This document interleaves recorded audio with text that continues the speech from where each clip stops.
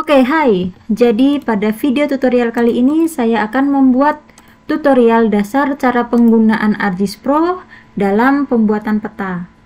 Dan untuk teman-teman yang mungkin masih belum menginstal software ini, pada video saya sebelumnya, di situ saya letakkan link di mana teman-teman bisa mendownload software ini. Jadi silahkan teman-teman lihat pada video saya yang sebelumnya. Oke, dan ini adalah halaman tampilan awal untuk software ArcGIS Pro versi 3. Dan tentu saja sekarang kita perlu membuat project baru sebelum kita memulai proses pembuatan petanya. Dan di new project ini kita pilih yang map. Lalu inputkan nama dan tentukan lokasi penyimpanan dari project baru yang akan kita buat.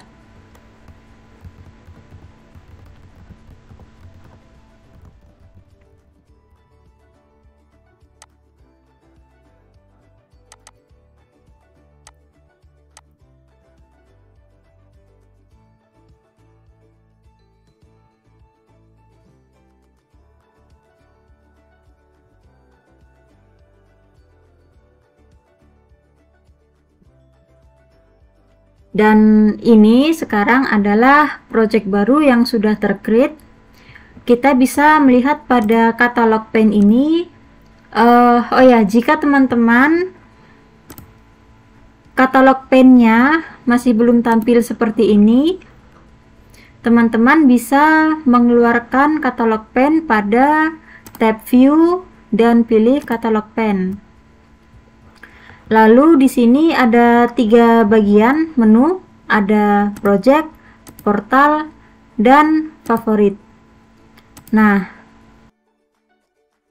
kali ini yang saya gunakan adalah project yang ada di katalog, di mana untuk akses datanya di sini tersimpan di lokal atau laptop lokal di saya.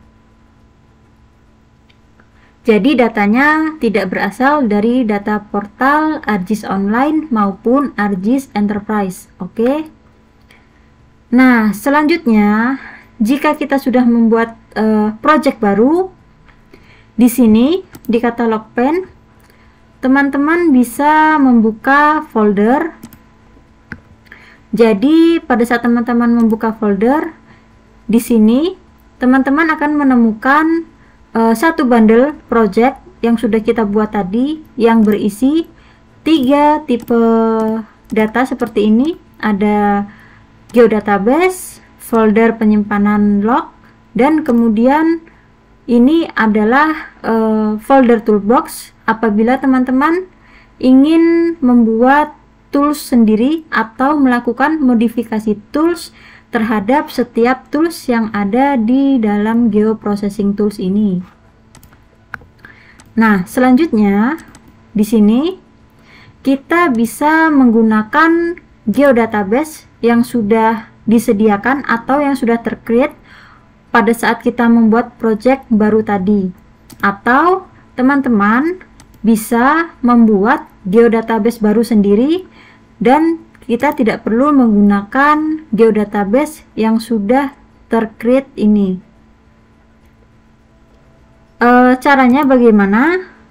Teman-teman, untuk membuat geodatabase baru, kita bisa klik kanan pada folder penyimpanan, kemudian pilih new, dan kemudian file geodatabase.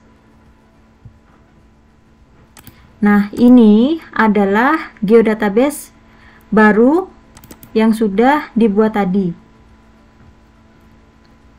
Selanjutnya, dalam pembuatan data spasial tentu saja kita membutuhkan tipe data yang di dalamnya bisa memuat data-data spasial. Di sini di ArcGIS ini kita bisa membuat dua tipe data, yaitu SHP atau shapefile, dan yang kedua kita bisa menggunakan tipe data geodatabase atau .gdb seperti ini. Nah, untuk cara pembuatannya bagaimana? Silahkan simak pada video ini.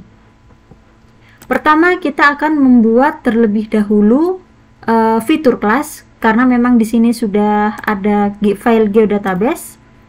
Di sini saya akan membuat fitur class baru di dalam geodatabase ini. Jadi, fitur class ini nantinya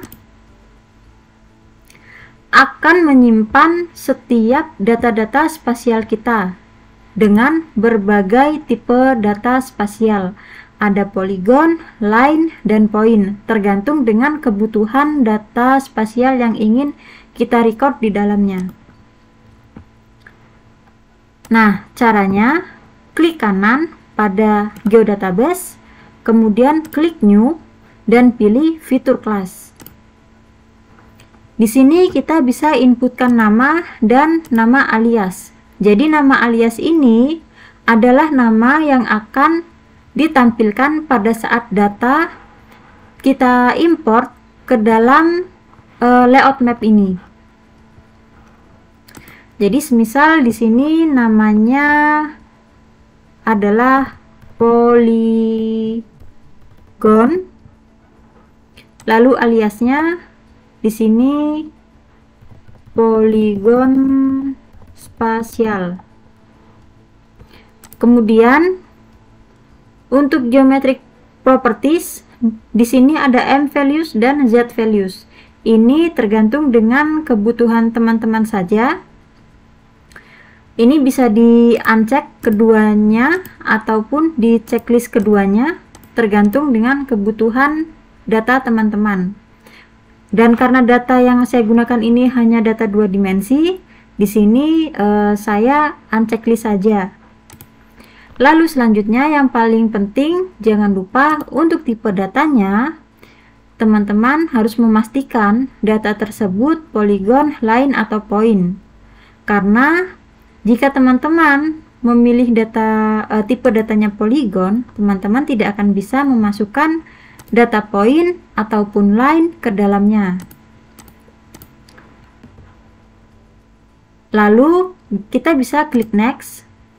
Dan pada saat kita melakukan klik next, di sini kita bisa membuat fields. Fields ini akan berisikan tabel atau kolom-kolom yang akan kita butuhkan untuk mengisi data atribut.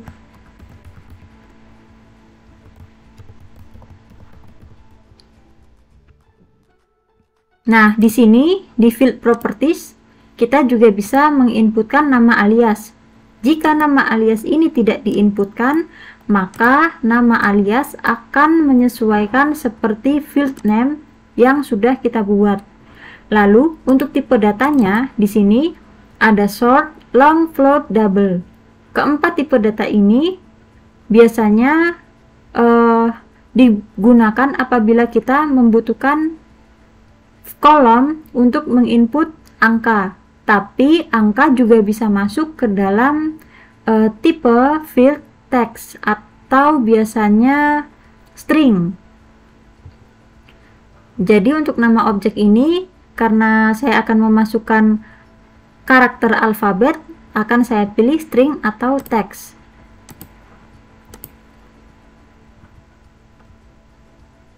Lalu selanjutnya kita bisa klik finish langsung atau next.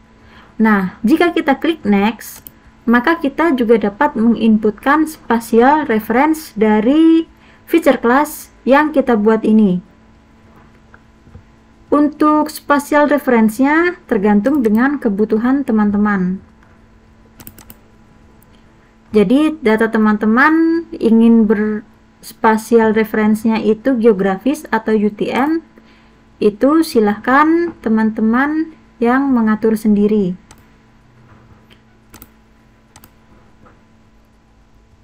Lalu jika sudah, mari kita klik finish. Nah, ini akhirnya sudah jadi fitur kelasnya. Jadi di dalam fitur kelas ini nantinya kita akan menyimpan seluruh data spasial hasil digitasi ke dalam si fitur kelas ini. Nah, ini tadi yang saya maksud, pemberian nama poligon dan nama alias poligon spasial. Jadi nama yang tertera di sini yang tampil pada tab contents adalah nama aliasnya.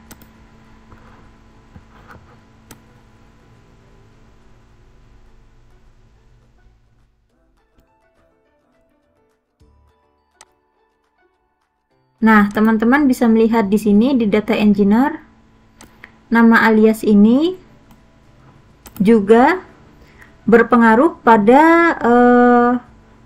kolom fields.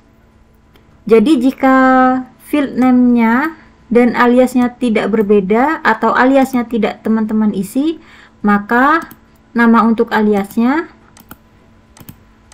akan mengikuti seperti pemberian nama yang kita beri pada field name. Oke.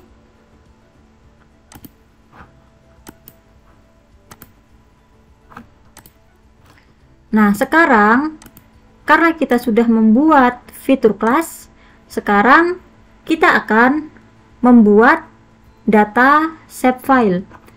Cara membuat data shapefile bagaimana? Pertama di sini akan saya buat folder baru dulu untuk menyimpan seluruh data shapefile. Karena biasanya satu data shapefile seperti ini akan menghasilkan beberapa file, bisa 5 hingga 8 file, dan itu jika kita meletakkannya di sembarang tempat akan seperti tidak beraturan di folder penyimpanan kita tentunya.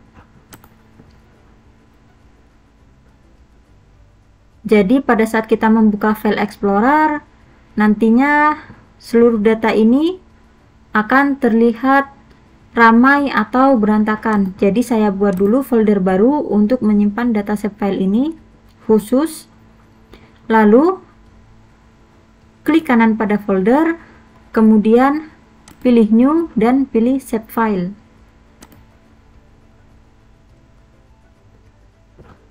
Selanjutnya untuk melakukan konfigurasinya, di sini mirip seperti saat kita membuat fitur kelas. Yang diinputkan pun juga sama persis. Nah, untuk fitur class name-nya ini bebas.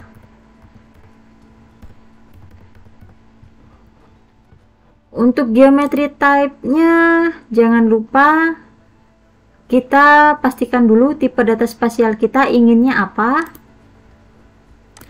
Lalu selanjutnya HM, HZ, koordinat sistem. Di sini saya gunakan WGS 84 dulu untuk semua data yang akan saya create ini. Nah, ini fitur kelas alias ini tidak akan saya isi apapun. Kemudian di environments, di sini juga saya gunakan default saja dan run. Oke, sudah jadi satu poligon seperti ini. Nah, jadi jika kita ingin membuat shapefile, kita lakukan pembuatan shapefile tersebut pada folder, tidak bisa di dalam geodatabase. Tapi jika kita ingin membuat fitur kelas, kita harus membuatnya di dalam file geodatabase. Jadi file geodatabase ini ibaratnya dikata seperti ini adalah foldernya. Sedangkan kalau untuk shapefile-nya ini dia seperti fitur kelasnya. Ini dan ini adalah sama, shapefile dan fitur kelas adalah sama. Sedangkan setiap data berformat .gdb atau geodatabase itu adalah sama dengan folder. Jadi jika teman-teman ingin membuat save file, teman-teman tidak akan bisa membuat di dalam geodatabase meskipun statusnya seperti sama antara geodatabase dan save file, sama-sama seperti folder penyimpanan. Hanya saja pada saat kita membuat atau menggunakan data geodatabase, di dalamnya setiap tabel spasial ini disebut fitur class. Oke. Nah, sekarang saya akan membuat lagi banyak save file. Ini kan sudah polygon. Sekarang akan saya buat lagi save file dengan tipe data point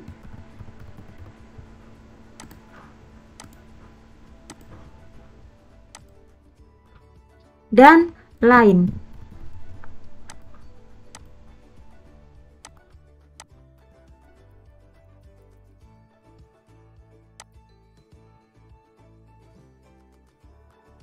Oh ya, di sini juga ada multi point dan multi path. Di sini akan saya pilih salah satu dulu, multi point.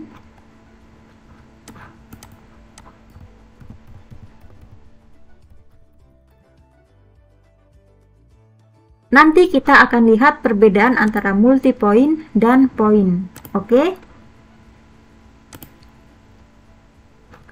Oke. Sekarang saya sudah selesai membuat 4 tipe data spasial dengan format SHP atau save file.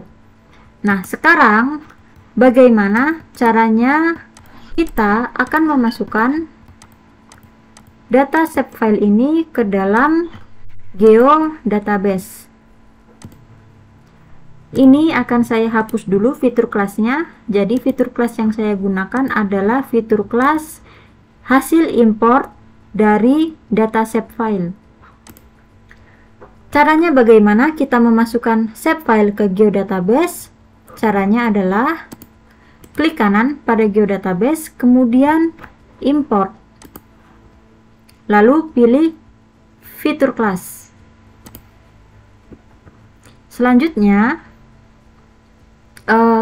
kita bisa melakukan input fitur kelas ini dengan melakukan browse pada folder, kemudian pilih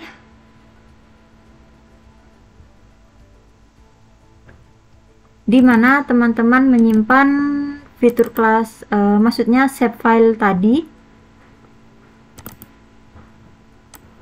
Nah, seperti ini.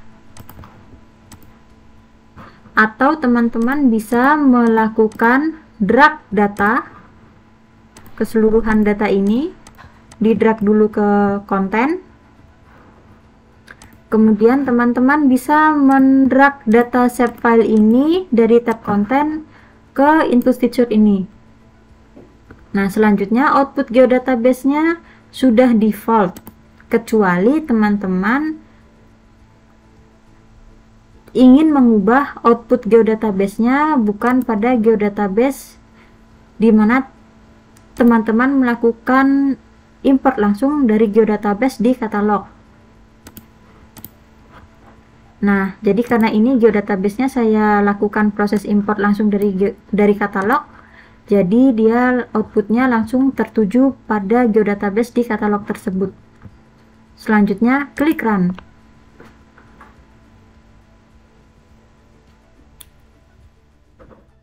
Nah, oke. Sekarang mari kita lihat di file geodatabase-nya. Nah, ini setiap fitur kelas ini dia sekarang sudah masuk, setiap save file ini maksud saya sekarang sudah berubah menjadi fitur kelas dan tersimpan di dalam geodatabase. Nah, sekarang mari kita membuat field di dalam fitur kelas.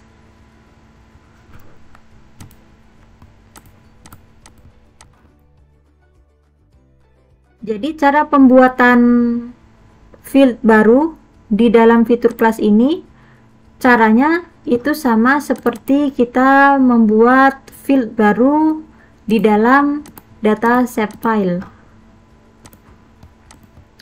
Kita bisa klik kanan pada layer di tab contents, kemudian klik pada data engineer,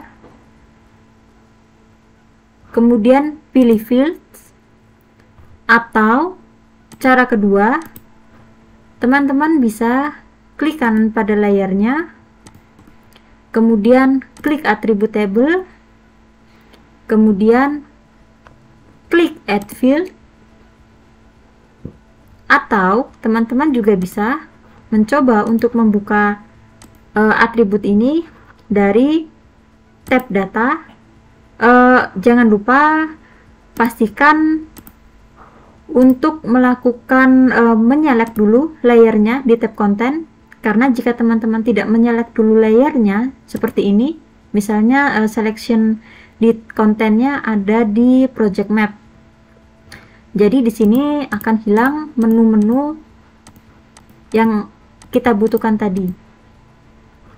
Nah, sekarang coba saya select pada layer point. Nah, tampilkan feature layer, labeling, dan juga data. Nah, kita bisa membuka atribut table yang tadi dari tab menu data ini seperti ini, atau juga kita bisa mengeluarkan field seperti ini. Jadi terserah dari kenyamanan teman-teman sendiri. Ada banyak cara di sini, oke? Di sini juga ada nih new field.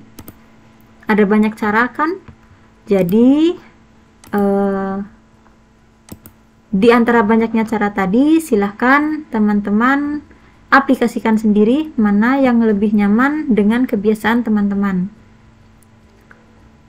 Oke. Nah, selanjutnya akan saya buat dulu field baru, satu field saja untuk masing-masing layer.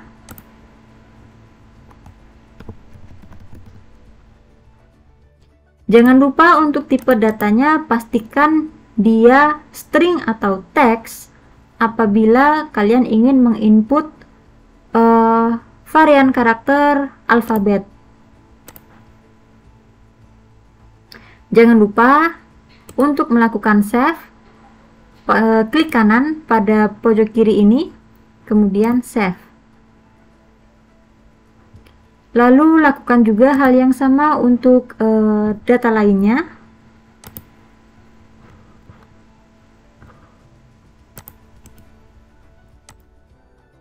Nah, yang poin ini tutup dulu, kemudian buka lagi untuk yang multi points.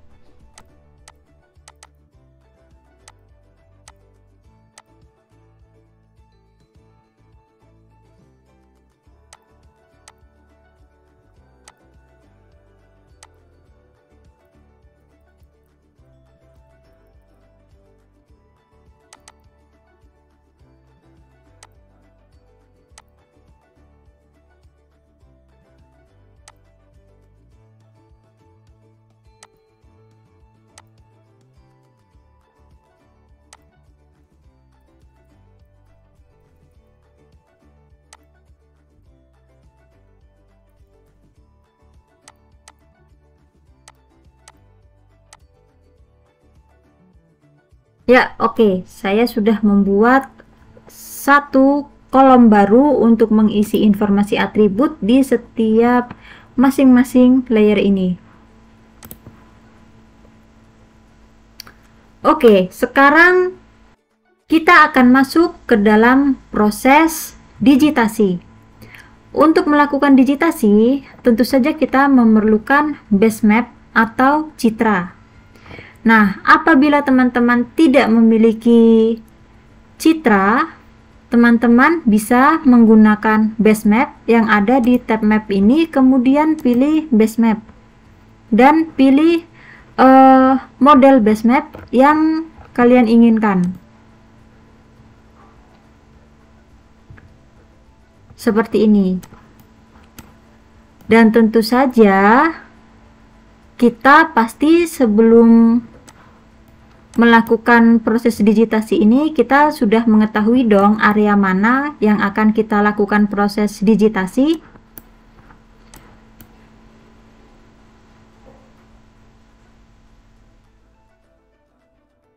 Dan tentunya teman-teman juga pasti sudah menyimpan yang namanya AOI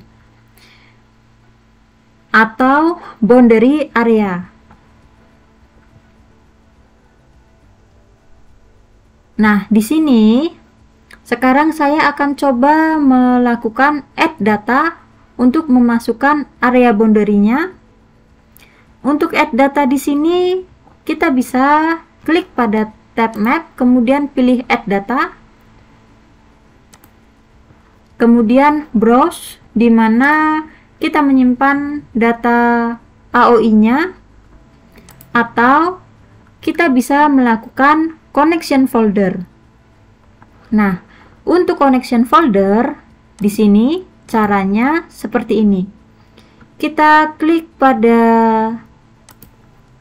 ini di katalog pen, pilih pada folder, kemudian klik kanan add folder connection. Lalu selanjutnya kita masuk pada folder penyimpanan data kita. Nah, di sini di folder tujuan data saya sudah ter-add di katalog pen ini, dan saya tinggal memilih atau mengambil data tersebut dari katalog pen.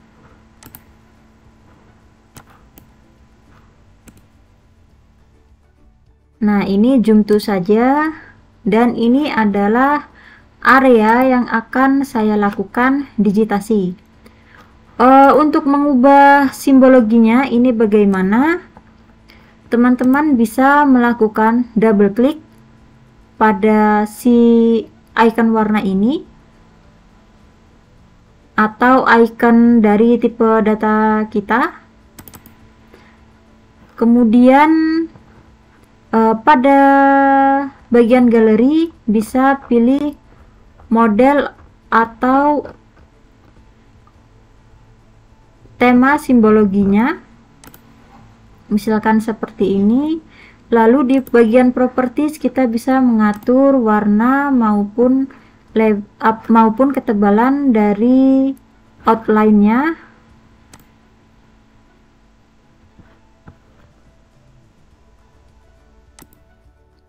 Nah, oke, seperti ini. Dan di sini sekarang karena AOI-nya ini sudah masuk, dan kebetulan citra yang saya gunakan ini adalah base map, saya akan coba untuk mendownload terlebih dahulu si citra base map ini, agar apabila nanti di kemudian hari saya ingin melakukan digitasi secara offline, saya tidak perlu memanggil data base map imagery ini. Dan tentu saja akan menjadi lebih ringan karena saya hanya akan mengambil bagian tertentu dari si base map Esri ini. Oke, caranya bagaimana? Untuk mendownload, kita bisa klik pada tab map tentu, dan kemudian pilih download map.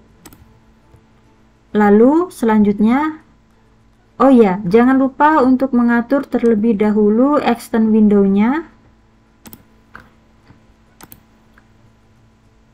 Lalu selanjutnya di sini klik pada centang pada include base map dan tile layers, kemudian klik download. Dan mari kita tunggu.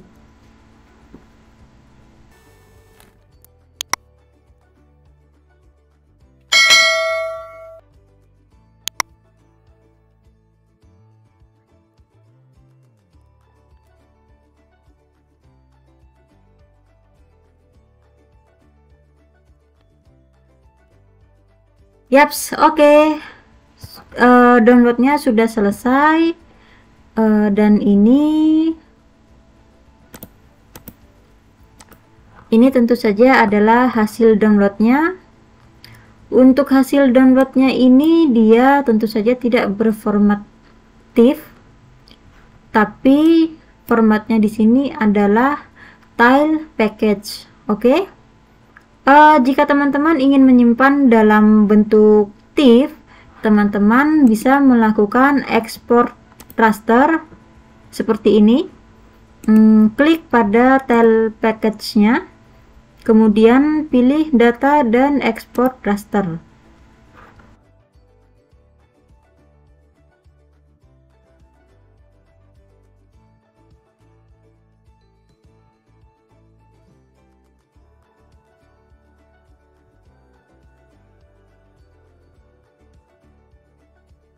Oke, kira-kira seperti itu. Untuk melakukan ekspor data raster ini, teman-teman juga bisa melihat pada video tutorial saya yang sebelumnya. Di situ sudah ada video juga tentang cara mendownload citra di ArcGIS Pro, dan termasuk juga mengubahnya ke dalam format TIFF. Nah, untuk melihat file ini tersimpan di mana, teman-teman bisa melakukan klik kanan pada si tile package ini, kemudian show in file explorer. Nah, ini adalah datanya. Cukup kecil sih, 6 mega.